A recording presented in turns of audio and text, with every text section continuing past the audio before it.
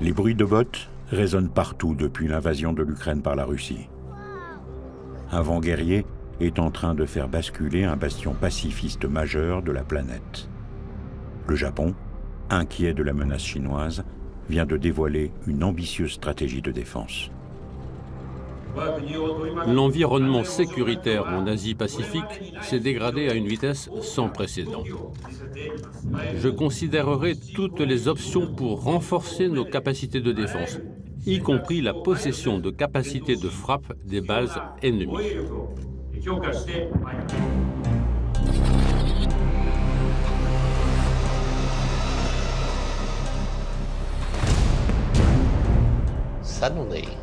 Soudain, on est passé brutalement d'une nation pacifiste à une nation qui développe des capacités de contre-attaque en achetant des missiles Tomahawk aux États-Unis.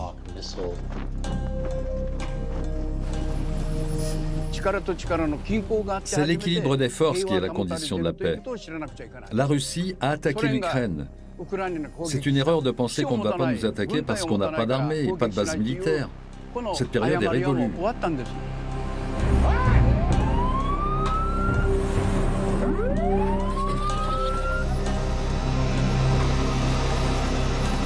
D'ici à 2027, l'archipel prévoit d'augmenter son budget de défense de 60%, ce qui en ferait la troisième puissance militaire derrière les États-Unis et la Chine.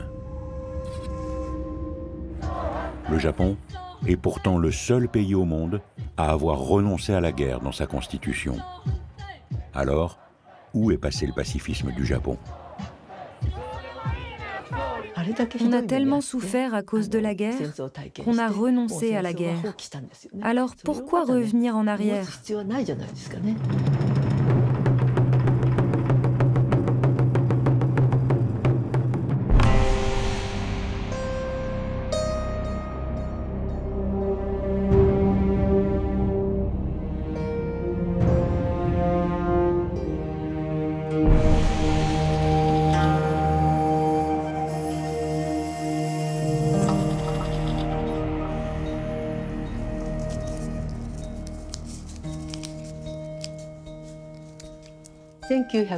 J'avais 6 ans le 6 août 1945 et j'étais en route pour l'école.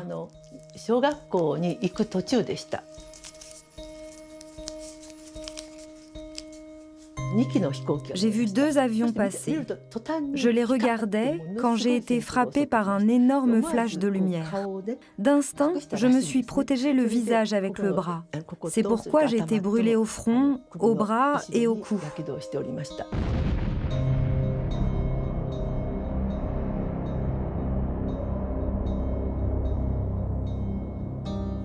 Si la bombe atomique m'a seulement brûlée, c'est parce que je venais de déménager à 2,3 km de l'épicentre. À l'endroit où est tombée la bombe, on n'a même pas retrouvé les os des victimes. Tous mes camarades d'école sont morts. Je suis la seule à avoir survécu.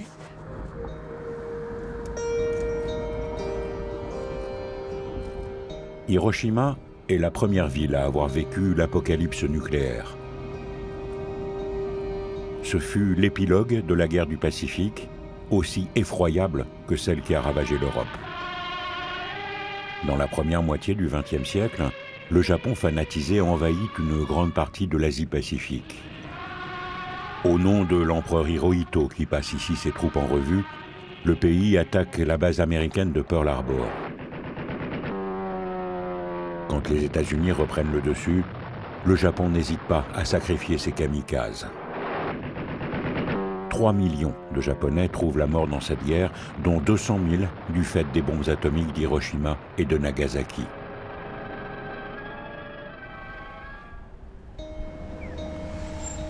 Les Japonais en gardent un profond dégoût pour la guerre et un symbole de paix connu de tous.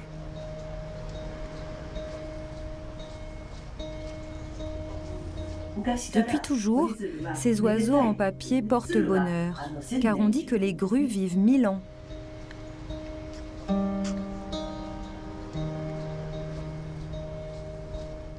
Sadako Sasaki était une petite fille de mon école, 4 ans plus jeune que moi.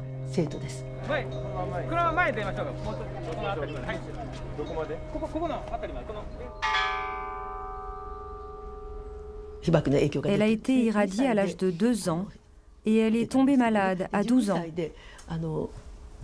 À l'hôpital, on lui a dit qu'elle guérirait si elle pliait 1000 grues en papier. Elle y a mis tout son cœur et pourtant elle n'a pas survécu. L'histoire de Sadako Sasaki est restée comme un symbole de paix.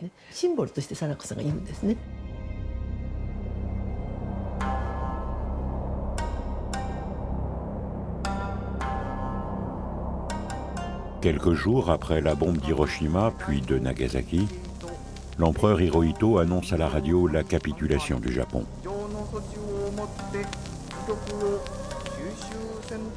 Les Japonais n'avaient jamais entendu la voix de leur empereur. Les gens pleuraient dans les villages en écoutant ce qui pour eux est un choc brutal. Et c'est cette brutalité qui explique que du jour au lendemain, on comprenne que, en fait, ce qui a fauté, c'est la militarisation du Japon. Les Japonais détestent la chose militaire après la Seconde Guerre mondiale. L'antimilitarisme de la grande majorité des Japonais rencontre l'agenda des vainqueurs. Chef tout-puissant des forces d'occupation américaines, le général Douglas MacArthur entend démilitariser le pays et façonner un Japon nouveau. It is my earnest hope, and indeed the hope of all mankind, that from this solemn occasion a better world shall emerge out of the blood and carnage of the past.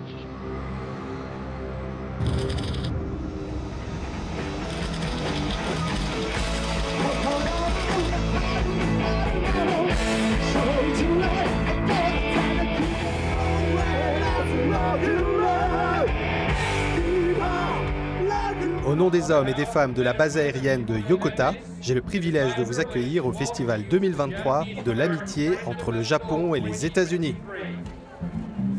À la fin de la guerre, les Américains occupent l'archipel nippon pendant 7 ans. Il reste incontournable, aujourd'hui encore. Ce festival permet d'échanger avec quelques-uns des 55 000 marines postés au Japon. Certains ont revêtu leur costume de super-héros pour l'occasion. Les Américains sont mus par ce qu'on appelle le concept de destinée manifeste. Dieu a donné à l'Amérique un rôle particulier à jouer dans le monde. Et l'Amérique est dans une sorte de mission civilisatrice pour diffuser ses valeurs. Les Américains veulent faire du Japon la vitrine de la supériorité de leur modèle. Mais les Japonais aussi ont adhéré à cette opportunité du destin et ils ont soutenu avec enthousiasme les réformes américaines de démocratisation et de démilitarisation. À la base de ce nouveau Japon qui voit le jour après-guerre, il y a une constitution que les Américains ont rédigée en 1 semaine. Le gouvernement japonais, à genoux, n'a eu d'autre choix que d'accepter. Le gouvernement japonais a essayé de protéger l'empereur, car l'empereur est le symbole d'une démocratie de style japonais. En échange de la protection de l'empereur, le gouvernement a abandonné toute sa souveraineté, y compris sa constitution.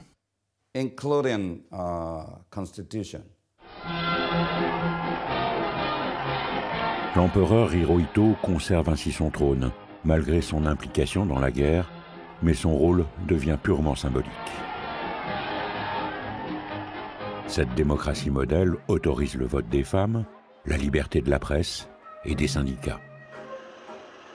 La Constitution de 1946 comprend en outre un article révolutionnaire, l'article 9, qui instaure un pacifisme d'État.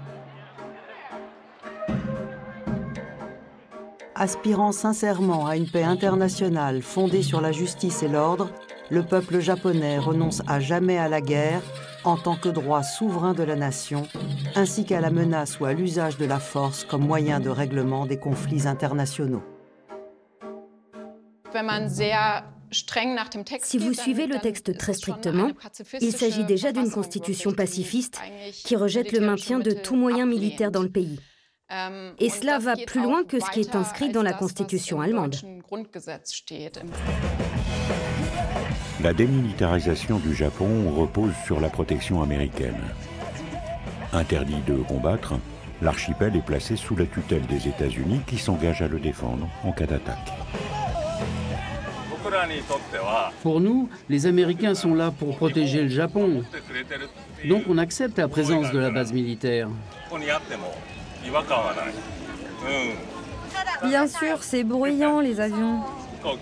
En plus, les avions japonais n'ont pas le droit de survoler la zone. Mais c'est le prix à payer pour la sécurité du pays.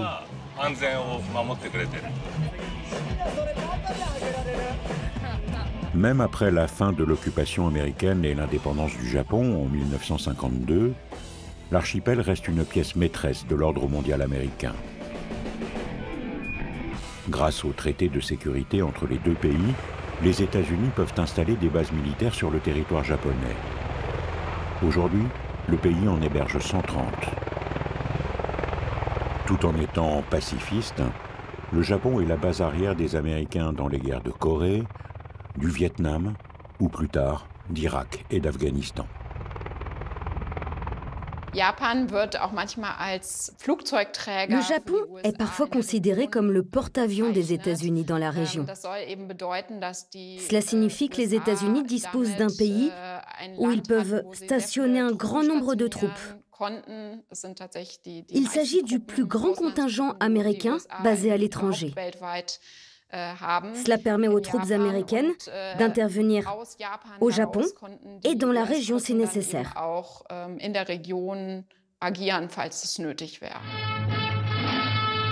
Here in Asia, a narrow sea separates Japan and the free world from Soviet communism. La guerre froide, déclenchée en 1947 entre les États-Unis et l'Union soviétique, ancre le Japon dans le camp occidental. Les documentaires de l'armée américaine montrent l'importance du Japon pour bloquer la menace communiste en Asie. Quand la guerre de Corée commence en 1950, l'URSS et la Chine soutiennent le Nord et les États-Unis le Sud. Avec la victoire des communistes en Chine en 1949, les États-Unis ont rapidement regretté l'article 9 de la Constitution interdisant la guerre, car ils voulaient que le Japon réarme. Ils voulaient que le Japon les aide à se battre en Corée. Le Premier ministre japonais de l'époque, Yoshida Shigeru, a répondu en disant en gros « Mes mains sont liées, la Constitution me l'interdit, c'est vous qui nous l'avez donnée ». Donc l'article pacifiste est devenu une sorte de gousse d'ail pour repousser les demandes du Dracula américain. Nous voulons concentrer nos maigres ressources sur la reconstruction économique.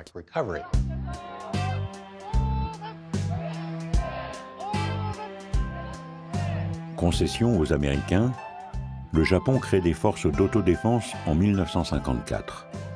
Une première entaille dans sa constitution pacifiste. Mais le pays reste fidèle à sa posture minimaliste en se cantonnant uniquement à la légitime défense.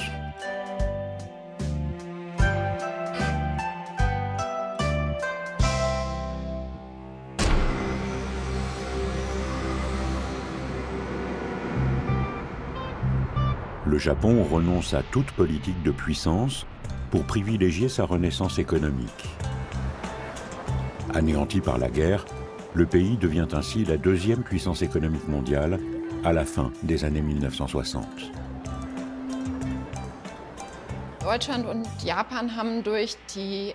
L'Allemagne et le Japon ont bénéficié de deux avantages grâce à leur étroit partenariat avec les États-Unis. D'abord, ils ont moins eu à dépenser dans le domaine militaire. Ensuite, ils ont pu regagner la confiance perdue des pays voisins. Et les deux pays l'ont fait avec beaucoup de succès. Si vous regardez comment l'Allemagne et le Japon se sont développés pendant la guerre froide, tous deux sont devenus les plus grandes puissances économiques de leur région.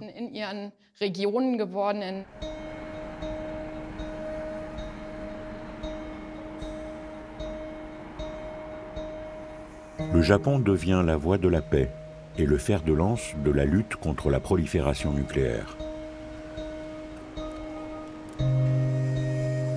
Le pays adopte 3 principes en matière d'armes nucléaires. Ne pas en posséder, ne pas en produire et ne pas en introduire sur son sol.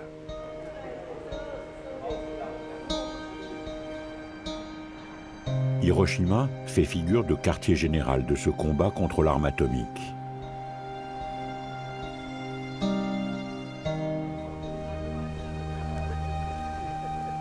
Quand le Premier ministre Kishida rassemble les dirigeants du G7 dans la ville martyre en 2023, il envoie un signal fort à la Russie qui vient de déployer des armes nucléaires tactiques à la frontière ukrainienne.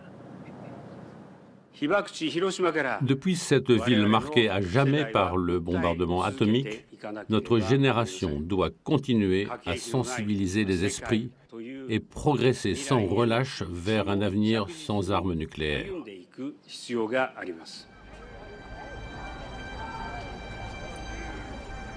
Cette posture contre l'arme atomique cache un comportement plus ambigu. Malgré l'insistance des survivants des bombes d'Hiroshima et de Nagasaki, le Japon a toujours refusé de signer le traité sur l'interdiction des armes nucléaires. Le traité sur l'interdiction des armes nucléaires nous a donné un espoir incroyable. J'étais tellement heureuse quand le texte a été ratifié par les Nations Unies en 2017 et qu'on a reçu le prix Nobel de la paix à Oslo pour notre combat pour ce traité.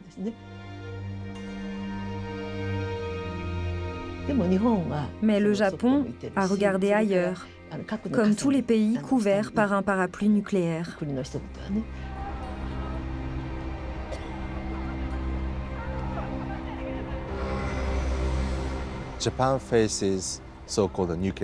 Le Japon fait face à ce qu'on appelle un dilemme nucléaire.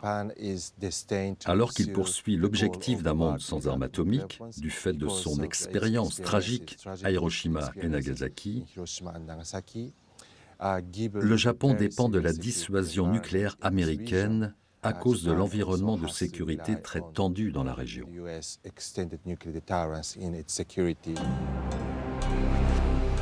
Le Japon se bat pour l'abolition des armes nucléaires, mais demande aux Américains de déclencher l'arme suprême à sa place, si nécessaire.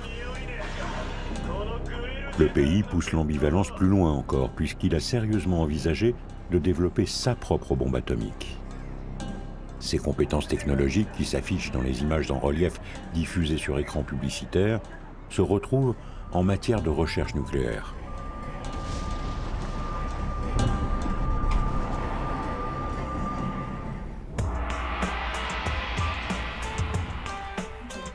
Pour accompagner sa folle croissance, l'archipel s'est lancé dans le nucléaire civil dans les années 1960.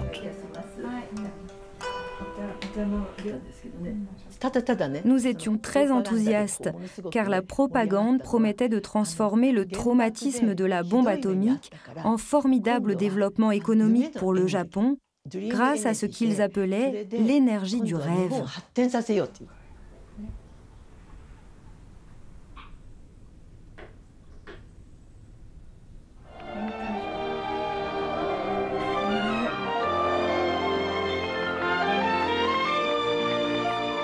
Le Japon construit ainsi des dizaines de réacteurs qui fournissent jusqu'à un tiers de l'électricité du pays. Mais cette industrie dégage un encombrant résidu, le plutonium. Le Japon en détient 47 tonnes, ce qui en fait l'un des pays au monde qui en possède le plus. Si l'essentiel de ce stock est retraité en France et en Grande-Bretagne, le Japon en conserve 9 tonnes sur son sol, suffisamment pour fabriquer des centaines de têtes nucléaires.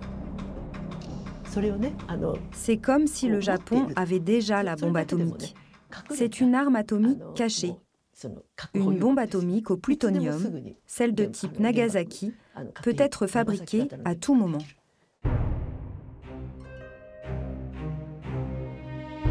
Après le premier essai nucléaire chinois en 1964, le Premier ministre de l'époque demande un rapport confidentiel pour étudier l'intérêt de développer une bombe japonaise.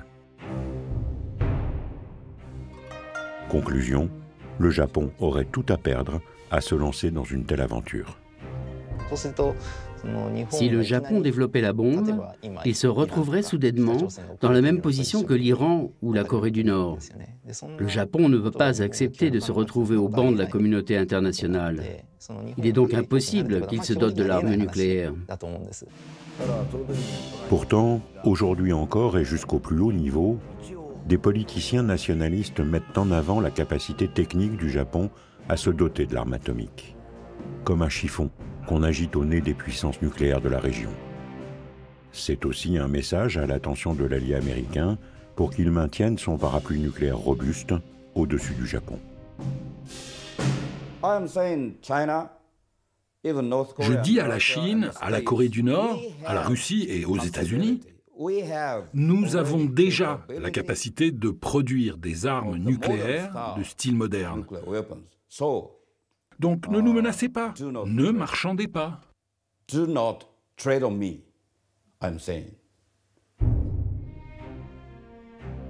Ce type de déclaration révèle le divorce entre les gouvernements conservateurs tentés par la puissance nucléaire et une opinion japonaise allergique à la bombe atomique. Pendant des décennies, le pacifisme d'une écrasante majorité de Japonais a freiné toute ambition militaire. Mais la fin de la guerre froide a marqué un point de bascule. En 1989, le mur de Berlin tombe et l'année suivante, c'en est fini de l'Union soviétique. Raison d'être de l'alliance militaire entre les États-Unis et le Japon, la lutte contre le communisme disparaît. À la même époque, le Japon connaît une grave crise économique qui met fin à des décennies de prospérité. Le Japon est tombé dans une crise d'identité après les années 90, lorsque la bulle immobilière et spéculative a éclaté. La confiance dans la force de l'économie du pays a été ébranlée. Et avec la fin de la guerre froide, le Japon ne savait plus exactement dans quel camp il se trouvait.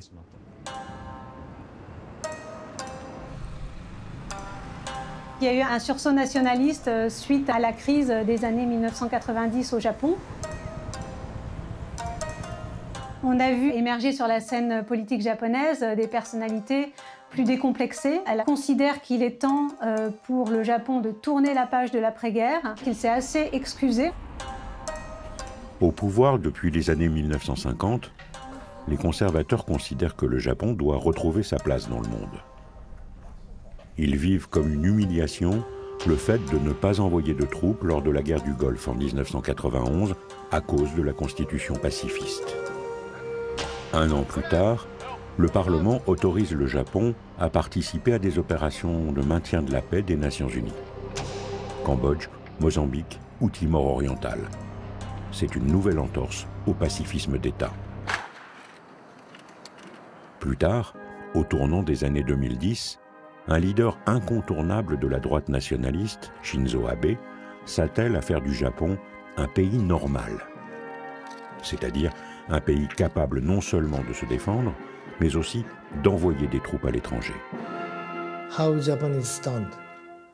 La façon dont le Japon et les Japonais se comportent doit être belle. Voilà l'idée du Premier ministre Abe d'un Japon beau et fort. Les gens ne respectent pas ceux qui ne se défendent pas eux-mêmes.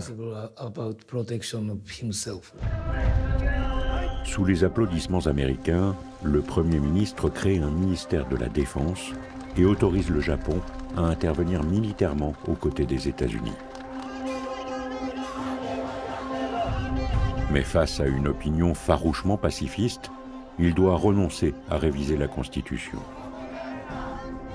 Pour justifier ce renouveau militaire, les autorités japonaises mettent en avant le dramatique regain de tension dans la région.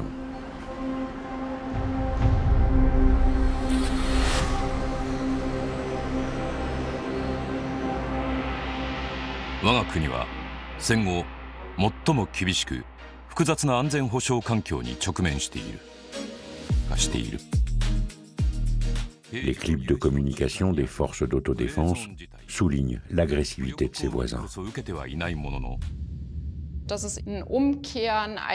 C'est un renversement complet par rapport à l'époque de la guerre froide, où c'est l'Allemagne qui était en première ligne. Au contraire, quand on regarde après la guerre froide, la situation s'est considérablement dégradée pour le Japon. Ce n'est que dans les années 1990 que la Corée du Nord a commencé son programme nucléaire.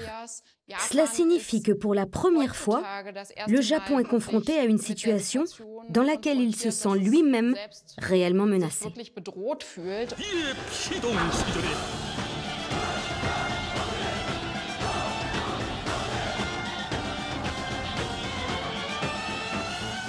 Plusieurs missiles balistiques nord-coréens survolent l'archipel et 6 essais nucléaires permettent à la dynastie des Kim d'accéder au rang de puissance nucléaire.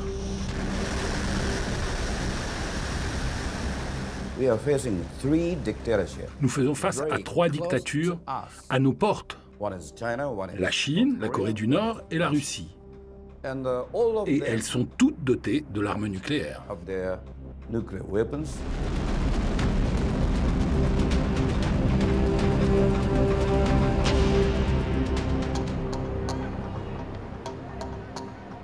Un imposant voisin inquiète particulièrement le Japon. En 2010, la République populaire de Chine détrône le pays en tant que 2e puissance économique mondiale. Cette montée en puissance s'accompagne de grandes ambitions pour la Chine.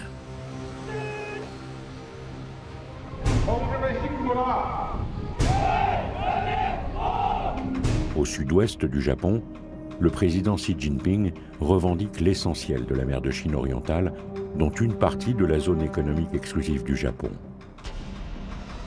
Le conflit entre les 2 pays se cristallise autour des îles Senkaku. Ces îlots inhabités sont administrés par le Japon, mais revendiqués par la Chine, qui les appelle Diaoyu. Celui qui possédera et qui administrera ces îles contrôlera beaucoup du destin de cette région.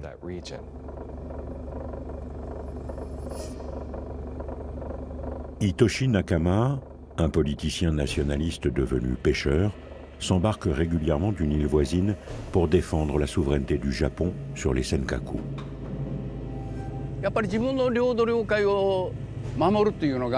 Je veux montrer qu'un simple citoyen peut prendre en main la défense de son pays.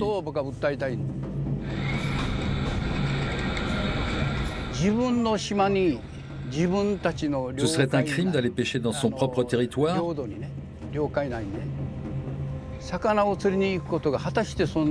On dit que je crée des problèmes en allant aux îles Senkaku. Mais il faut comprendre que c'est la Chine qui crée des problèmes en essayant de s'approprier ces îles.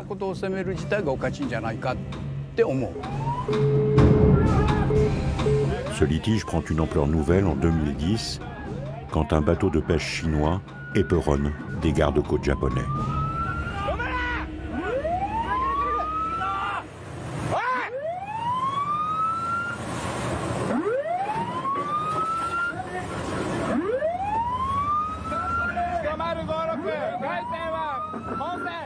Deux ans plus tard, le gouvernement japonais rachète une partie des îles Senkaku, provoquant de spectaculaires émeutes anti-japonaises en Chine.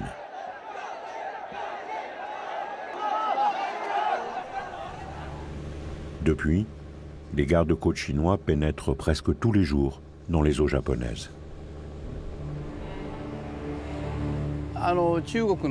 On parle de gardes-côtes chinois, mais ils sont sous le commandement de l'armée chinoise, donc c'est l'armée.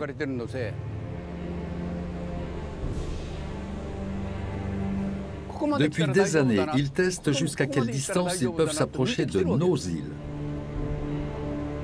Grâce aux vidéos qu'il filme lui-même, le pêcheur veut faire connaître au monde entier le jeu dangereux que mènent les navires chinois. Il y a toujours 2 ou 3 bateaux qui se poursuivent dans la zone. Tout à gauche, c'est un navire chinois. Au milieu, ce sont les gardes-côtes japonais qui sont les plus proches de mon bateau. Le navire japonais repousse sans relâche le navire chinois. Mais la situation peut déraper. Ça ne fait pas de doute.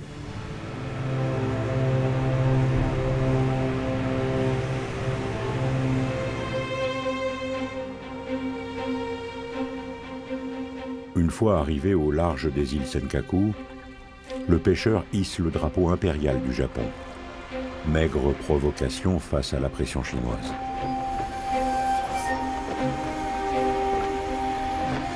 Aujourd'hui, le Japon fait profil bas pour éviter l'escalade avec la Chine. Il interdit à ses ressortissants de débarquer sur les îles et seuls les pêcheurs sont autorisés à proximité des Senkaku.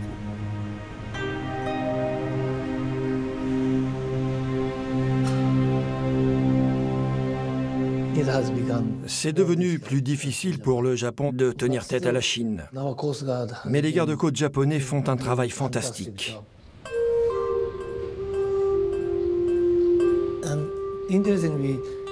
Et de façon intéressante, la Chine aussi fait de son mieux pour éviter d'envoyer des bateaux et des avions militaires dans la zone. On dit qu'on se trouve dans la zone grise. Ce n'est pas la guerre, mais on est au-delà de la paix.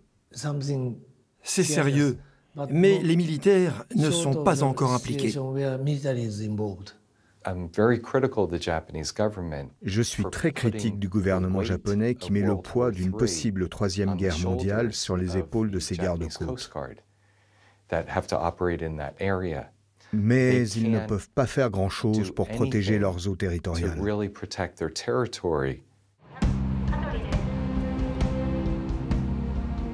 Si les gardes-côtes sont en première ligne, les soldats japonais se tiennent en alerte sur une île proche des Senkaku.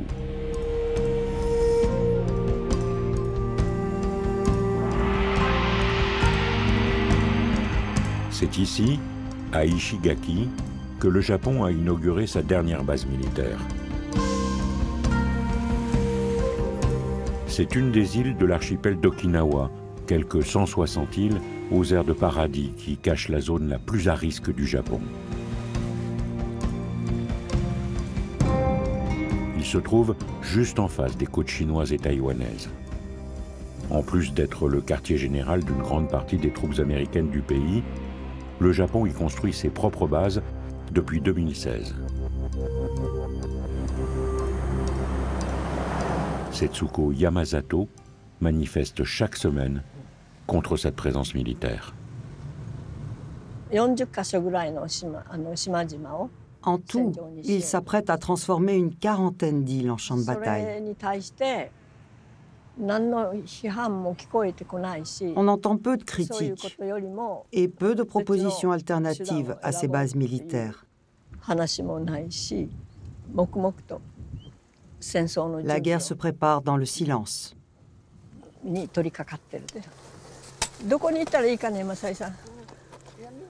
Les pacifistes de l'île sont peu nombreux, mais déterminés.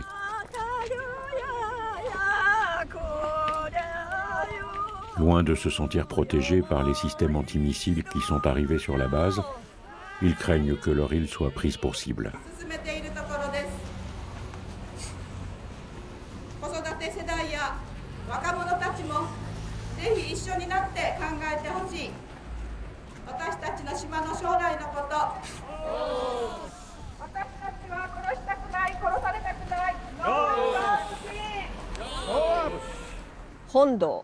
Pour protéger le reste du Japon, on est en train de sacrifier à nouveau nos îles périphériques.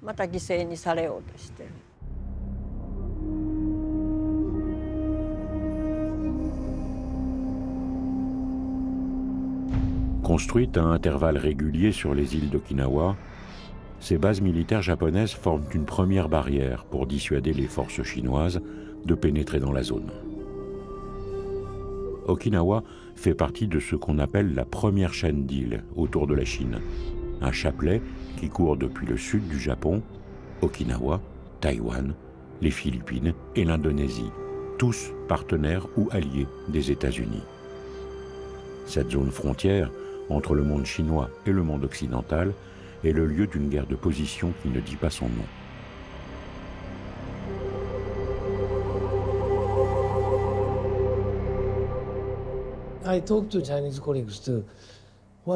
Je parle aussi aux officiers chinois, vous savez. Et on s'est dit, pourquoi on ne bouclerait pas chacun nos territoires? La Chine utilise la première chaîne d'îles pour empêcher les Américains et les Japonais d'entrer dans la zone proche de la Chine. Et nous faisons la même chose. Nous les empêchons de s'approcher. On n'a pas besoin de gagner de façon décisive, mais il faut qu'on évite d'être vaincu.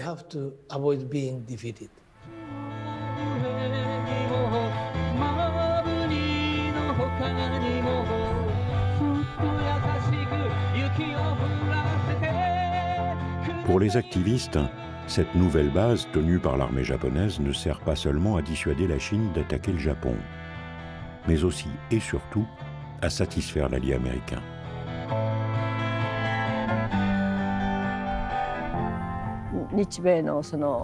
Tant que le Japon sera allié aux Américains, les États-Unis seront le cerveau et le Japon sera leur petite main.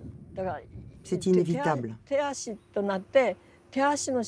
Et une fois que la base militaire est terminée, les Américains viennent pour nous féliciter et nous dire « Bien joué ».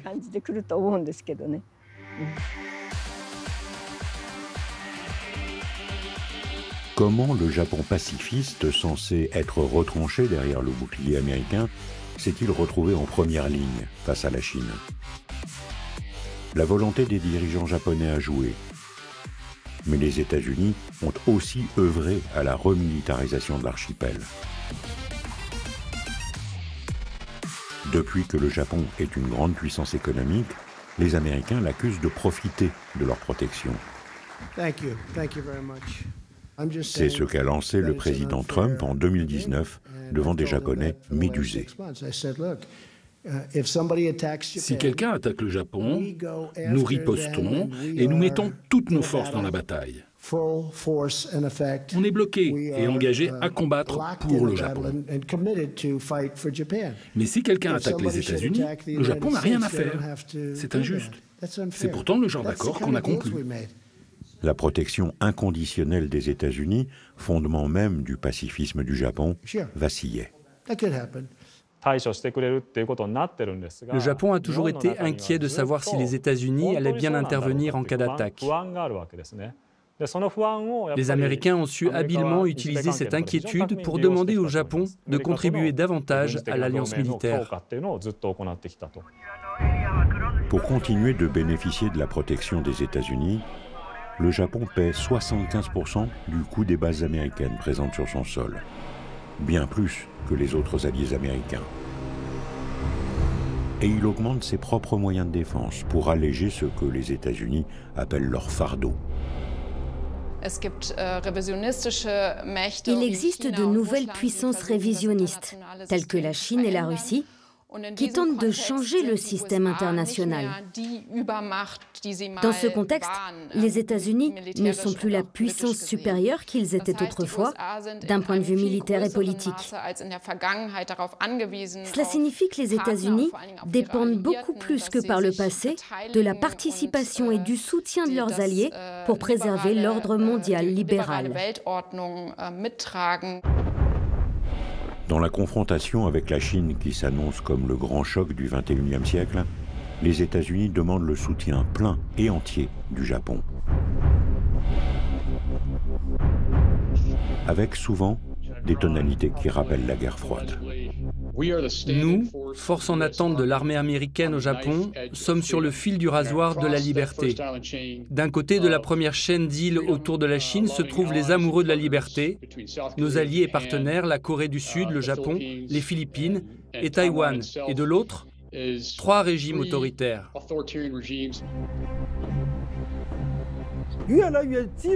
Aujourd'hui, les États-Unis visent à encercler la Chine. Après la Seconde Guerre mondiale, la guerre froide initiée par les États-Unis n'a jamais pris fin. La guerre froide avec l'Union soviétique n'était que la première étape. Aujourd'hui, les États-Unis ont engagé une nouvelle guerre froide globale contre la Chine. Ils veulent faire du Japon notre adversaire. Ils le transforment de plus en plus d'un pays officiellement pacifiste en un pays militariste.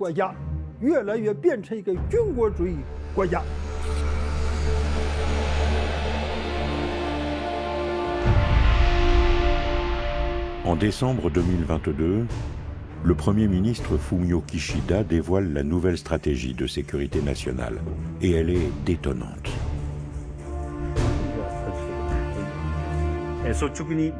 Permettez-moi d'être franc. Notre défense n'est pas suffisante. Afin de renforcer drastiquement notre défense, nous allons augmenter le budget à 43 000 milliards de yens sur les 5 prochaines années. Avec 270 milliards d'euros de dépenses militaires en 5 ans, tous les verrous qui garantissaient une posture minimaliste sont levés.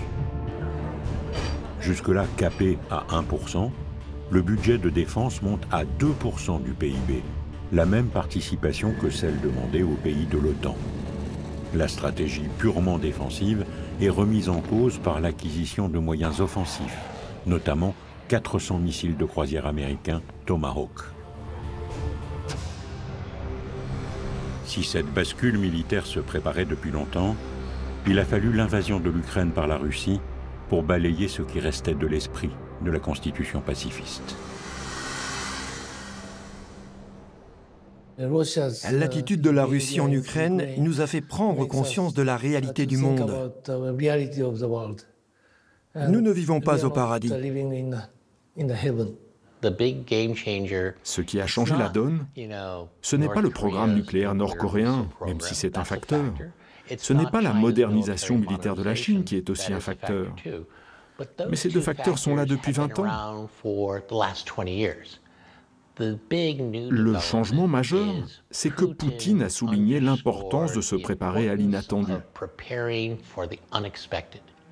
Donc Poutine a créé une fenêtre d'opportunité pour réveiller les peurs des Japonais, qui se sont mis à penser « ah ah ». La guerre en Ukraine a impacté une opinion publique résolument pacifiste.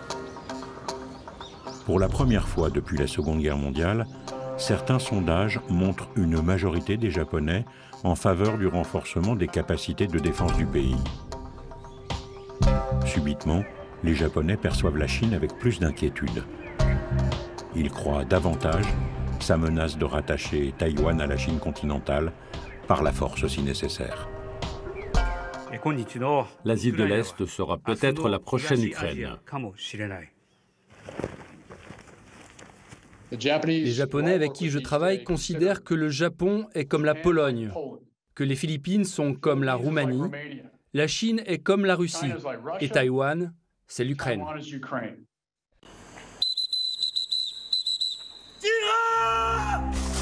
Pékin a déjà quasiment décrété la mobilisation générale contre Taïwan.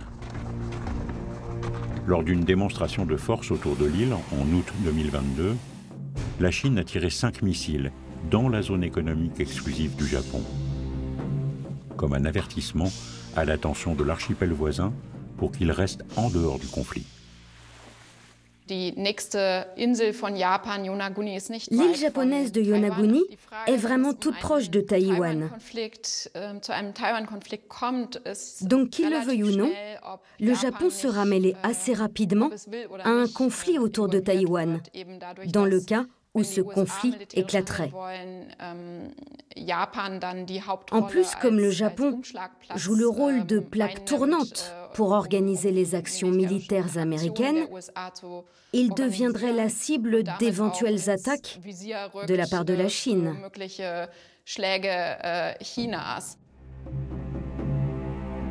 Pour la première fois, le Japon qualifie la Chine de défi stratégique sans précédent à la paix et la sécurité du Japon. Il resserre les rangs avec les alliés des États-Unis dans la région, Corée du Sud, Philippines, Thaïlande et Australie. Le Japon se réconcilie ainsi avec son frère ennemi, la Corée du Sud, une ancienne colonie nippone.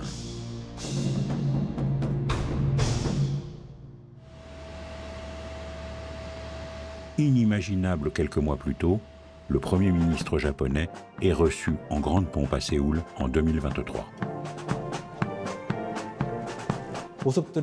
De nombreuses personnes en Corée ont le sentiment que le Japon ne s'est pas excusé pour ses exactions passées. Depuis l'époque où la péninsule était une colonie du Japon, les Coréens ont une relation très émotionnelle au Japon. Mais depuis que les relations se sont améliorées, les Coréens voient les choses de façon plus rationnelle. Ils ont compris que la coopération entre la Corée du Sud, les États-Unis et le Japon était devenue importante, car la situation en Ukraine nous a fait rentrer dans une nouvelle guerre froide.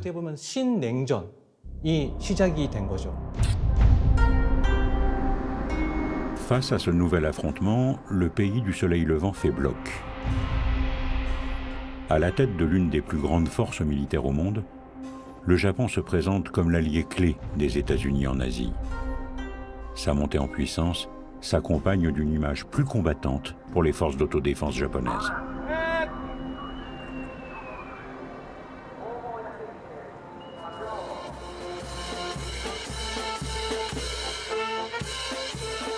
À l'entrée de la baie de Tokyo, la base navale de Yokosuka exhibe ses sous-marins, ses systèmes antimissiles et ses navires. Lors de ces journées portes ouvertes, des dizaines de milliers de visiteurs se bousculent pour découvrir l'arsenal japonais. Le canon peut tourner à 360 degrés sur lui-même. Et là-bas, c'est le radar qui le pilote. Le Japon, et c'est fondamental, a transformé 2 destroyers en véritables porte-avions, ce qui lui permet de se projeter au-delà de ses frontières. Même si elles n'en ont pas le nom, les forces d'autodéfense se montrent désormais comme une véritable armée.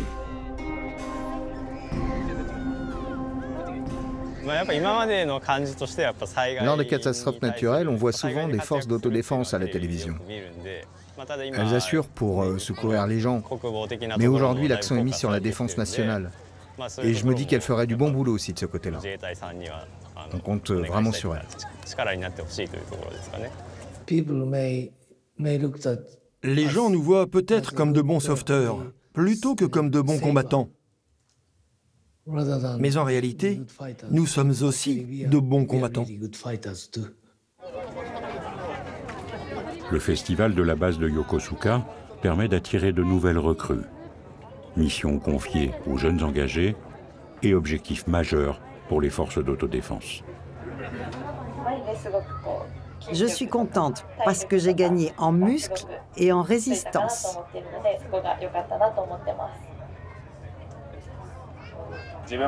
Oui, c'est vrai. Et puis on peut porter une arme à feu et aller dans des endroits exotiques, je trouve ça palpitant. Qui habite à Tsushi? Ça tombe bien, il y a un événement près de chez toi. Là, c'est écrit « Mon travail, c'est d'œuvrer à la paix ». Trop classe, c'est un honneur. Je compte sur vous, le 1er juillet. Malgré l'image positive des forces d'autodéfense auprès du public, la carrière militaire séduit peu les Japonais. Les derniers chiffres montrent qu'on est à la moitié du contingent souhaité, de recrutement souhaité, ce qui est extrêmement bas et ce qui n'augure pas très bien pour les conditions, on va dire, pratiques et matérielles de ce changement de posture militaire que souhaite le gouvernement japonais. L'augmentation du budget militaire ne suffira pas sans un changement de mentalité. Bien sûr, les forces d'autodéfense pâtissent de la chute de la natalité au Japon. Mais la crainte du retour de la guerre décourage aussi les vocations. Puisque l'armée japonaise n'est pas une armée, on ne peut pas être en situation de combat et on ne peut pas faire mourir des enfants du pays au combat, à cause de ce trauma très très fort et du nombre de victimes pendant la Seconde Guerre mondiale. Ça se voit par exemple lorsqu'ils s'engagent en Irak. Les Japonais mènent des missions de déminage. Ils sont toujours très très loin de la ligne de front et du feu. Donc à chaque fois, on essaye de repousser la limite de ce qui peut être fait. Mais au jour d'aujourd'hui, il n'y a pas eu de mort au combat parmi les forces d'autodéfense japonaises. Après avoir cultivé une image de paix pendant 80 ans, le Japon a sans doute oublié comment faire la guerre.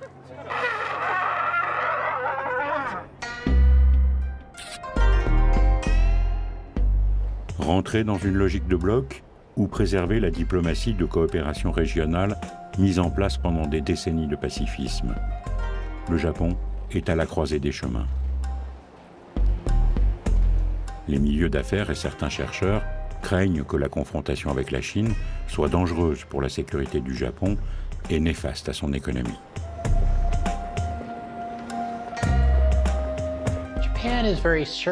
Le Japon est très circonspect parce que la Chine est son premier partenaire économique. La prospérité future du Japon dépend du potentiel de la Chine. Peut-être que secrètement, la Chine les inquiète, mais ils ne vont pas le crier publiquement et s'élever face à elle, car ils voient que la Chine est la puissance montante. Les États-Unis semblent sur le déclin. Donc pourquoi s'amarrer à un navire américain en train de couler, alors que la Chine semble croître?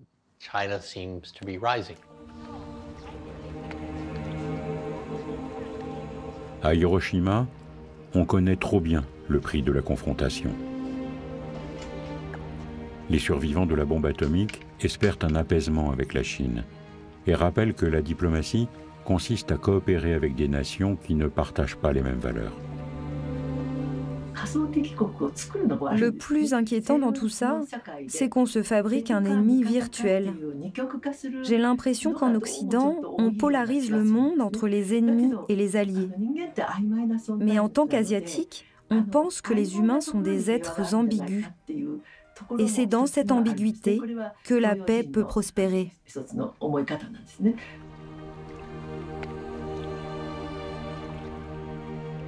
Chaque année, les enfants continuent d'inscrire des messages de paix sur des lanternes lors de l'anniversaire de la bombe d'Hiroshima. Mais à mesure que la voix des derniers survivants s'éteint et que la mémoire de la guerre s'estompe, les lanternes de paix se mettent à vaciller dangereusement.